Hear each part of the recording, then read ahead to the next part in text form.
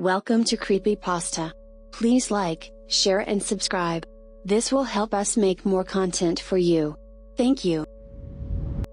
A stick passed through my body. This happened years ago, but I don't talk about it because people usually assume I'm misremembering, or making it up. I grew up in a tiny house with a big yard, as one of several brothers. One day my brothers, some friends, and I, were all hanging out in the yard, roughhousing and being rowdy, 6 of us in total, counting myself. My older brother and I were stick fighting with some old 1.25-inch wooden dowels. Now, my older brother had a bad habit of being a bit impulsive, and sometimes had trouble keeping the stick fighting at what you'd typically consider normal play levels of intensity. In this particular instance, he figured if he swung it hard enough, he could knock mine out of my hands and win. I saw him reeling back for a full-on baseball swing, so I winced and put my stick out to block as best as I could and waited for the impact. I heard the whoosh of the swing, but it never landed. He was staring dumbfounded at the stick, and then me. It had passed cleanly through my stick and my body without touching either. This was a 5-foot piece of dowel, and he was standing 2 feet away from me. I was dead center in the middle of his swing arc, and there was absolutely no way that he had just missed. Everyone else saw it too. The conversation all immediately stopped as all 6 of us stood, frozen, stunned by what we just experienced. We all just sort of put the sticks down and wordlessly went inside, not sure how to process it. Over the next few years, it came up in conversation among the people who were there, so I know I'm not just misremembering it. I may have had my eyes closed, but even the most credible of my friends confirmed that he was watching when it happened, and has no idea how it happened. He works for a space agency these days, and is not the kind of person to make things up. Comments. If someone was to temporarily slightly pick either you or the stick to a 4th spatial dimension, you would look like either transparent, or as if one going inside of the other. It's the same when aliens in alien abduction cases arrive by going through walls.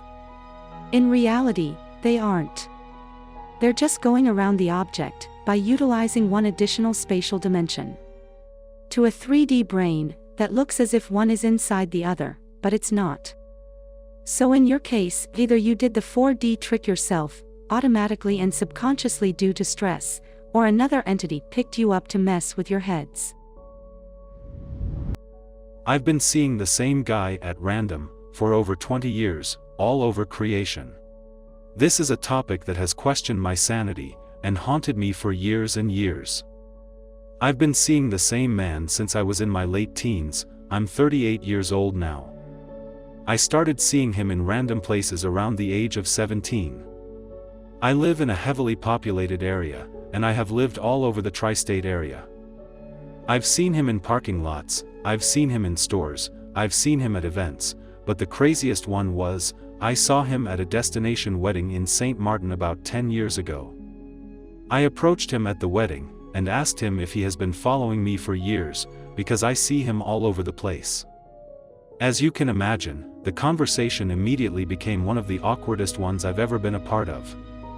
He kind of laughed and shrugged it off, but I could tell he knew he was seeing me all over the place, also.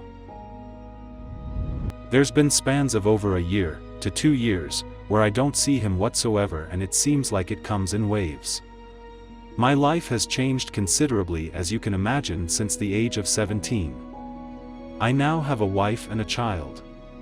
My most recent sightings of the guy was in a store called Bye Bye Baby. I was buying things for my newborn. Within the same month, I saw him in a Home Depot about 30 miles away. Every time this happens, he pretends like he doesn't see me, but I can tell he's as sketched out as I am. The last sighting of this guy was a couple months ago, in the store for baby stuff, and that was the final straw. I'm telling you, if I see this guy again, I am going to get to the bottom of it. I don't even care what it takes. It's something I've pondered over for so long, and like I said, I question my own sanity. I'm also a male, for frame of reference, and the guy that I've been seeing is a lot older than me, but it seems like he hasn't aged a bit, as crazy as that sounds. Like I said, I know the man is real, I've talked to him face to face. But that still doesn't make me question my own sanity. Comments. Not on the same scale at all, but this reminded me of an experience I had. As a child, there was a lady who walked past our house almost every evening. I never knew her name. She would smile and nod, and so would I. Never thought about it all. Fast forward 20 years, and I'm a grown woman with children, moved to a suburb about 30 minutes away, and I start to see the same woman, taking evening walks through the neighborhood. I remembered her from my childhood, and it was kind of weird. She even looked very much the same. I came to meet her daughter, who was around my age. Turns out, the lady had simply moved to the same neighborhood as me. And she kept up the habit of walking her whole life, which probably kept her young looking. LOL. The next time you see him, why don't you ask him what his name is? Tell him you've seen him a bunch of times over the years, and remember him from the wedding, and introduce yourself. Then the next time you see him, say hi. It won't really answer your question, but it won't seem as strange. You can say, "Hey Jim, why are you at this Home Depot, 30 miles away from our hometown?" the next time you see him at a weird place, which will give you some insight. Yes. I would also check with the wedding couple and search their pics, to see if you can get them to ID him from their guest list. Look for him on Facebook. Creepers. My dog's final goodbye, 1 year after his death. So my dog died around 2 years ago. He was a golden lab mixed with a German shepherd, lived to about 12 years old, and we had to sadly put him down, as he had bladder cancer. Due to his bladder cancer, and due to being a dog I guess, he would bark in the night to be let out to pee in the backyard. It was always my dad who would be the one to hear him and let him out, since his bedroom window overlooked the back door. So, a year after my dog's death, my dad is awoken at about 3 a.m. by my dog's distinct, "Let me out to pee," yelp, and groggily stands up and starts walking to go let him out.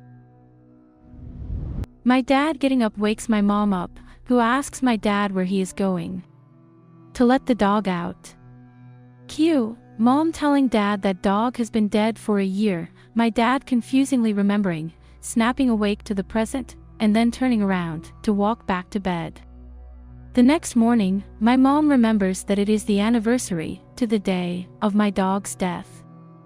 I'd hoped to think he was just letting us know that he's okay. The 2-year anniversary of his death is coming up in a few months, maybe we'll hear from him again. He was a good boy. Comments. I believe my cat gave me his blessing when I got a new kitten. He was my childhood cat. I had him from the time I was 6 years old, until I was 19. It took me about 6 years before I got another cat. I had tried a few times, but it always felt like it wasn't right, that wasn't my cat, and it was hard to imagine another cat as mine. When I did eventually get a kitten, I had him for a few weeks, and I was playing with him in a room I set up for him. The new kitten was right in front of me, then there was a thump behind me, and I felt a cat rub up against my back. I turned around and there was nothing there. I feel and hope that was my old cat letting me know he's happy, and okay with me getting this new cat. I felt at peace when I saw there was nothing behind me. Today my dead friend left something for me. I am a bit shocked. I had a very good friend who crafted small jewelry, and I have a few pieces from her. I got a pair of earrings more than 8 years ago, and lost one of it after wearing them just a couple of times. I always told her she had to craft a replacement, but unfortunately she got very sick and died of cancer very quickly. She never had the chance to craft anything else.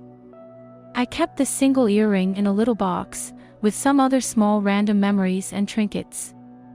I am now moving to my own place and checking the memories in this little box. Both earrings are there, and I can't explain when, or how, or why. Probably in another universe, my own me lost the unique earring she had. Do you have a creepy story? Please share it with us in the comments, and we will post it on the channel. Please subscribe. Thank you.